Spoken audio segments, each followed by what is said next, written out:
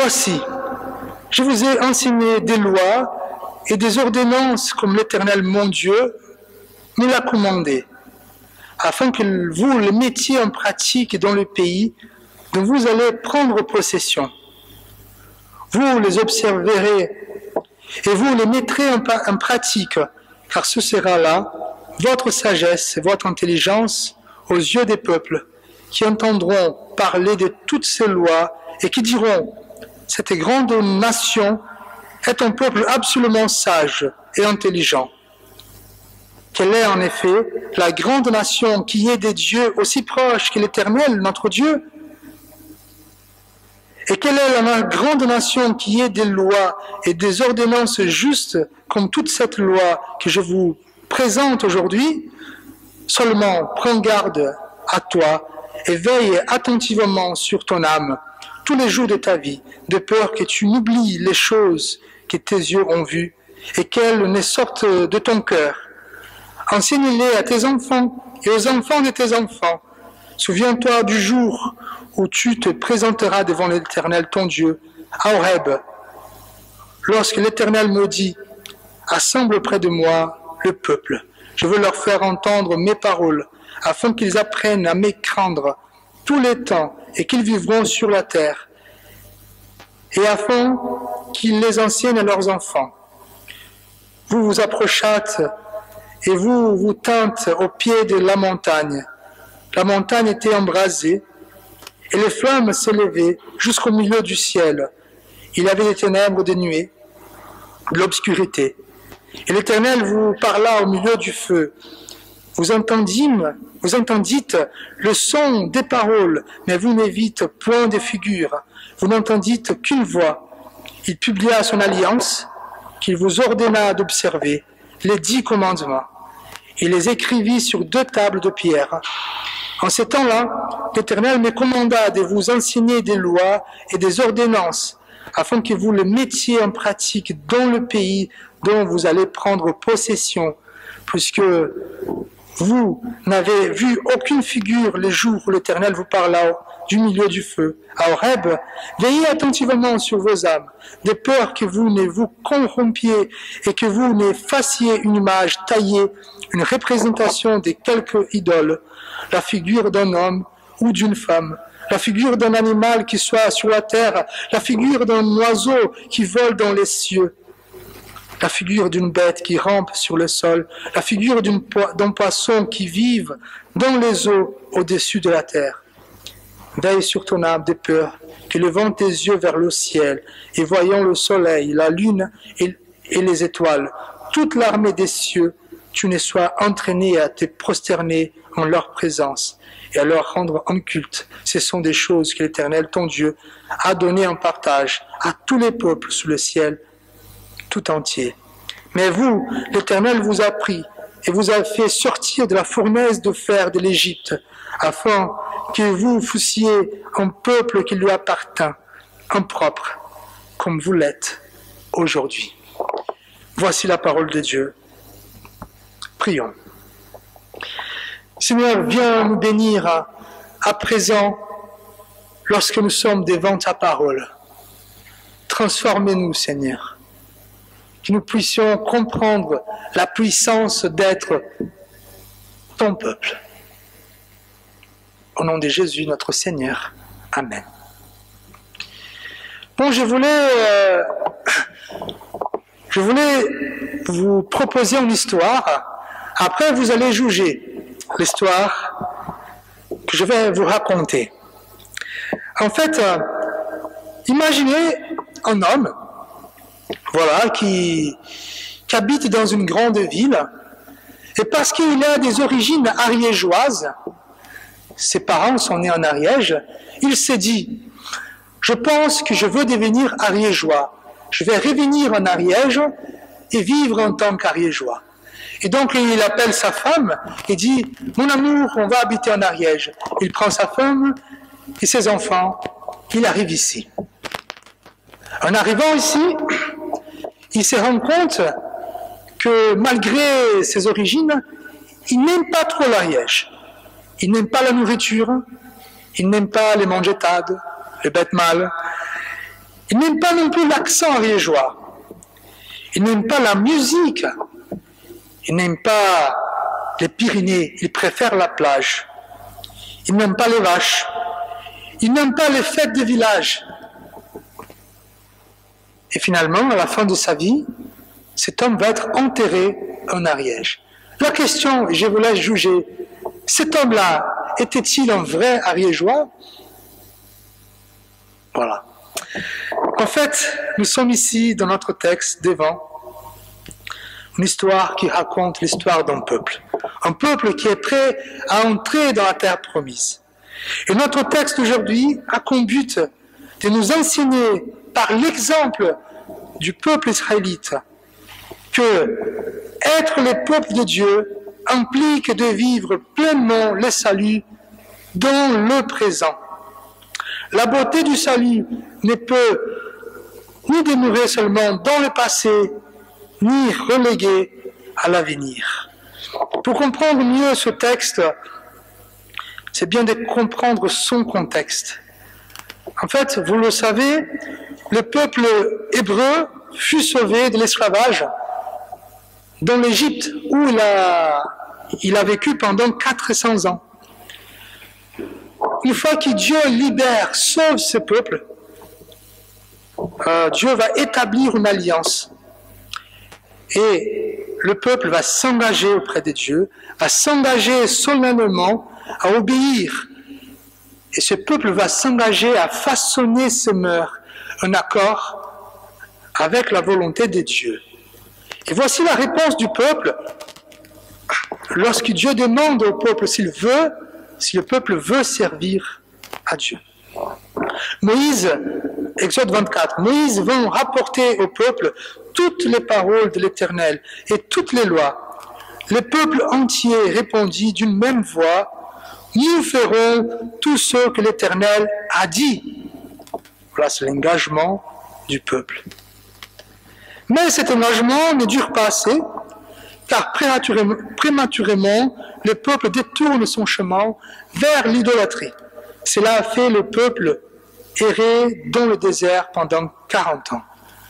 Donc, le peuple qui a promis aimer Dieu, a promis s'engager auprès de Dieu, il détourne son regard vers l'idolâtrie et pour apprendre.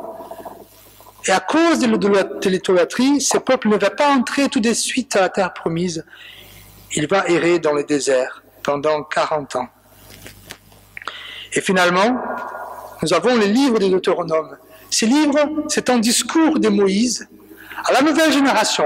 Parce que pendant 40 ans, cette génération de la mer Rouge va disparaître. Donc ils vont mourir.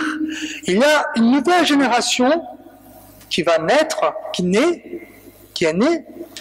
Et donc Moïse va écrire un discours pour encourager cette nouvelle génération à s'engager auprès de Dieu. Deutéronome, ça veut dire, ça vient de latin, la 12e loi. Donc la première loi a été donnée au pied du Sinaï 40 ans avant, et maintenant, nous voyons Moïse devant la nouvelle génération pour leur expliquer les lois de l'Éternel. Finalement, qu'est-ce qu'il y a de significatif, voire essentiel dans notre texte? Qu'est-ce qu'il y a d'essentiel qui peut nous aider à apprécier le fait d'être peuple de Dieu? Qu'est-ce qu'il y a d'essentiel qui nous aide à vivre cette relation avec Dieu, à apprécier l'alliance de Dieu? Donc, Moïse va nous donner 4 conseils. Il va donner 4 conseils à ce peuple avant d'entrer à la terre promise. D'abord, conserver, transmettre et éviter. Conserver quoi? Conserver le salut. Alors, Moïse demande à cette nouvelle génération de conserver le salut en tant que style de vie. En tant que style de vie. Ça veut dire par l'obéissance. En fait, l'appropriation et les bienfaits du salut l'appropriation et les bienfaits du peuple de Dieu sont expérimentés par l'obéissance envers Dieu. Frères et sœurs, parfois on pense que les lois de l'Éternel sont des choses qui nous contraignent. Ah ouais, il faut obéir, je veux faire des choses et Dieu ne me permet pas de les faire. En fait, les lois de Dieu nous aident à profiter, à apprécier notre relation avec Dieu. Et quand Dieu il nous demande à son peuple de l'obéir, il est en train de dire, vous devez apprécier cette alliance que je fais avec vous. Mais non seulement conserver le salut comme un style de vie, mais aussi de transmettre la foi, transmettre le salut et transmettre l'obéissance aux nouvelles générations. Si cette nouvelle génération qui va entrer bientôt dans la terre promise désire demeurer auprès de Dieu et préserver les bienfaits du salut, elle devra s'efforcer de transmettre aux enfants les valeurs du peuple de Dieu, les valeurs que Dieu a enseignées à ce peuple. Alors, évidemment, une fois qu'ils sont à l'intérieur, il faut que cette foi soit transmise. C'est un impératif. Mais conserver, transmettre, il faut aussi éviter. Éviter quoi? L'idolâtrie. Il faut être vigilant face à l'idolâtrie. Qu'est-ce que c'est l'idolâtrie? L'idolâtrie, selon Jean Calvin, il dit, l'idolâtrie détourne la louange légitime, la vraie adoration réservée exclusivement à Dieu. Donc, l'idolâtrie, c'est un acte de transfert de l'honneur de Dieu à une image. Donc, l'idolâtrie ici, c'est quoi? On fait une image qui représente la gloire de Dieu. Et donc, au lieu de rendre gloire, au lieu de honorer Dieu, on va honorer cette image. Ça, c'est l'idolâtrie. Et il faut absolument éviter l'idolâtrie. Et en fait, cette nouvelle génération, elle sait que, à cause de l'idolâtrie de l'ancienne génération, ils n'ont pas pu entrer dans la terre promise. Alors, donc pour entrer à la terre promise, il était nécessaire de conserver le salut, transmettre la foi et éviter l'idolâtrie. Les paroles de Moïse ont un seul but précis, rappeler les Israélites qu'ils étaient véritablement le peuple de Dieu. C'est ça qu'il va nous affirmer au verset 20.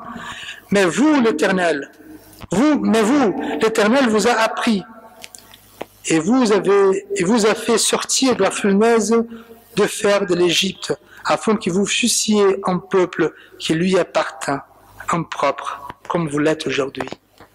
Ces choses-là, c'est pour que le peuple, cette nouvelle génération se rappelle quel est le peuple de Dieu. Alors, frères et sœurs, comment cette réalité nous touche aujourd'hui? Comment nous, en tant qu'Église, nous pouvons être concernés par cette vérité? Vous pouvez me dire, Fabio, c'est bien, mais Moïse a dit ces choses-là à un peuple qui a vécu à 2300 ans avant. Un peuple qui allait entrer dans la terre promise. Pourquoi ça me concerne? Bon, déjà, les chrétiens, c'est la nouvelle et dernière génération du peuple de Dieu, le peuple de l'Alliance. Par Jésus-Christ, nous sommes devenus le peuple de Dieu. Voici ce que nous dit l'apôtre Pierre. Vous êtes une race élue, un sacerdoce royal, une nation sainte, un peuple acquis, afin que vous annonciez les vertus de celui qui vous a appelé des ténèbres à son admirable lumière.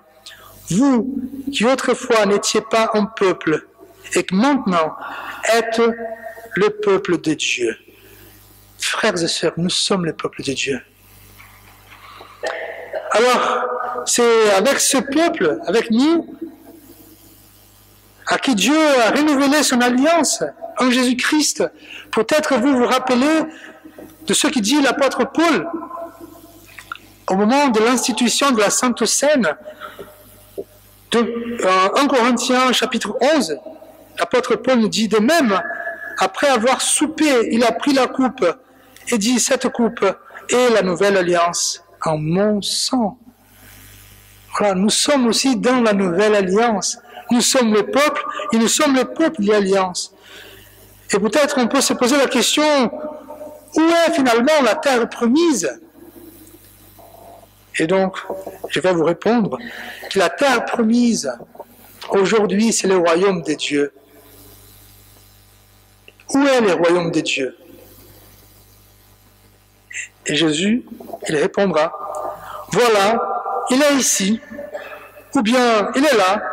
En effet, voici que le règne de Dieu est au milieu de vous. En fait, nous sommes déjà dans cette terre promise. Il faut que nous vivions en tant que peuple de Dieu.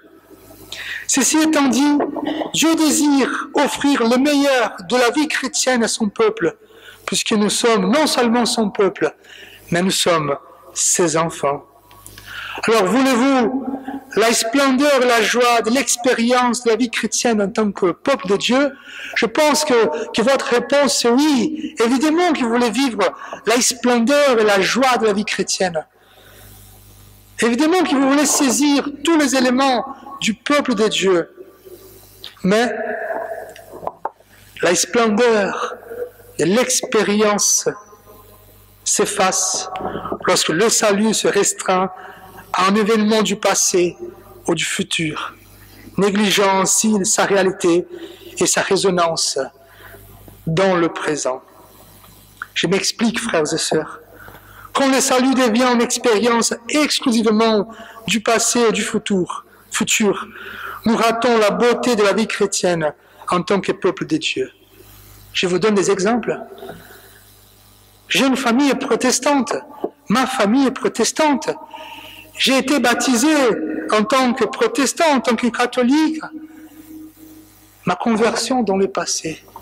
Alors, ça c'est pas assez pour vivre la beauté de la vie chrétienne.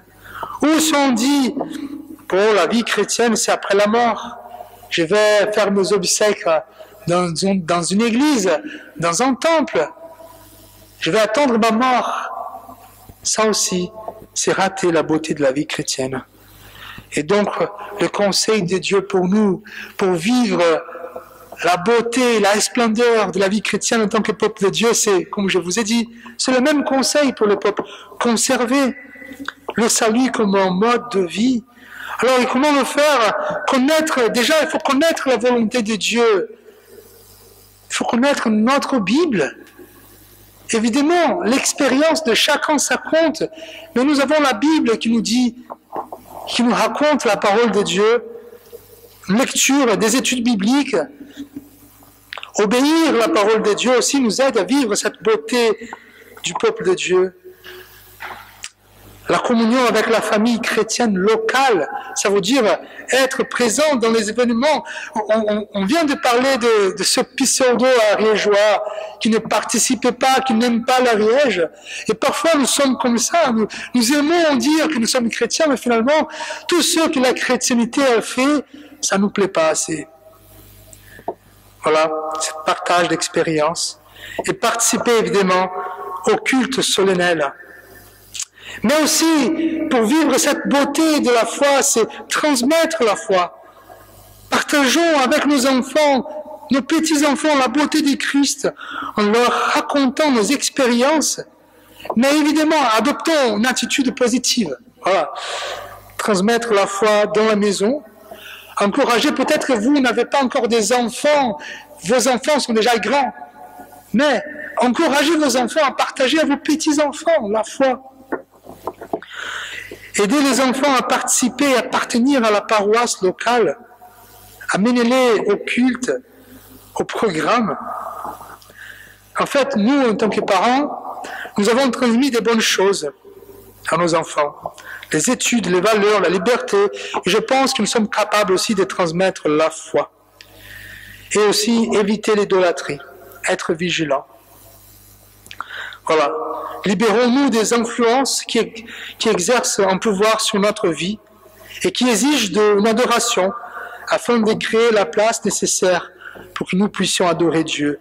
Évidemment, aujourd'hui, il n'y a pas assez d'images, mais nous sommes bien capables de créer des idoles dans notre cœur, des idoles qui exigent de nous une adoration.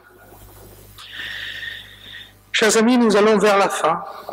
Nous avons vu aujourd'hui, être le peuple de Dieu implique de vivre pleinement le salut dans le présent. Aujourd'hui, Dieu nous invite à conserver notre salut, transmettre la foi et éviter l'idolâtrie. Frères et sœurs, nous sommes là devant la montagne. Nous venons de recevoir la parole de Dieu et nous allons partir bientôt avec une alliance renouvelée. Je vous encourage à embrasser votre salut immédiatement en devenant véritablement le peuple de Dieu. Ne limitons pas notre expérience chrétienne à notre famille protestante, au baptême, ou à la communion, ou à la croix huguenote que nous portons tous les jours. Le salut s'expérimente dans le présent, ici et maintenant. N'attendons pas la mort pour développer une relation authentique avec Dieu. Il est là, prêt à nous accueillir. Mais être un peuple de Dieu est une réalité à vivre aujourd'hui. Amen. Prions. Seigneur Père éternel,